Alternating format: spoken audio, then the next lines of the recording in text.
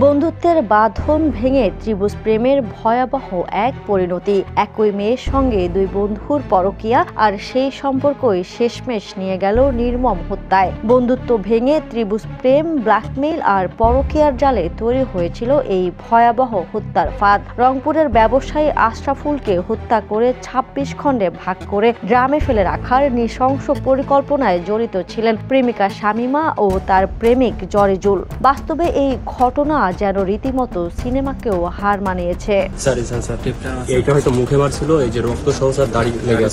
মামলার প্রধান আসামি জরেজুল ইসলামের প্রেমিকা শামীমা আক্তার কোহিনুরকে কুমিল্লার লাকসাম থেকে আলামত সহ গ্রেপ্তার করেছে র্যাব-৩। র্যাব জানায়, আশরাফুলকে প্রেমের ফাঁদে ফেলে ১০ লাখ টাকা হাতিয়ে নেওয়ার পরিকল্পনা ছিল শামীমা ও জরেজের। র্যাব আরও জানায়, শামীমা এই হত্যাকাণ্ডের পরিকল্পনা, ব্ল্যাকমেইলিং এবং লাশ গোপনের পুরো প্রক্রিয়ার সক্রিয়ভাবে যুক্ত ছিলেন।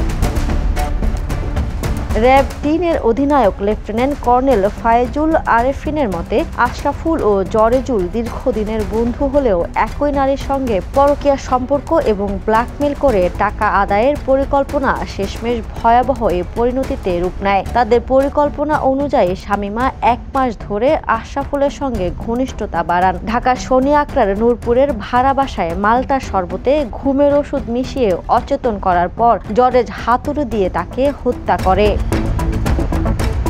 পরে লাশ টুকরো করে দুটি নীল ড্রামে ভরে হাইকোর্ট এলাকার পাশে ফেলে যায় শামীমা ও জরেজুল। ঘটনার পর দুজন আলাদা হয়ে যায় এবং শামীমা কুমিল্লায় ফিরে যায়। তার দেওয়া তথ্যের ভিত্তিতে র্যাব ঘটনাস্থল থেকে রক্তমাখা কাপড় সহ বিভিন্ন আলামত উদ্ধার করেছে।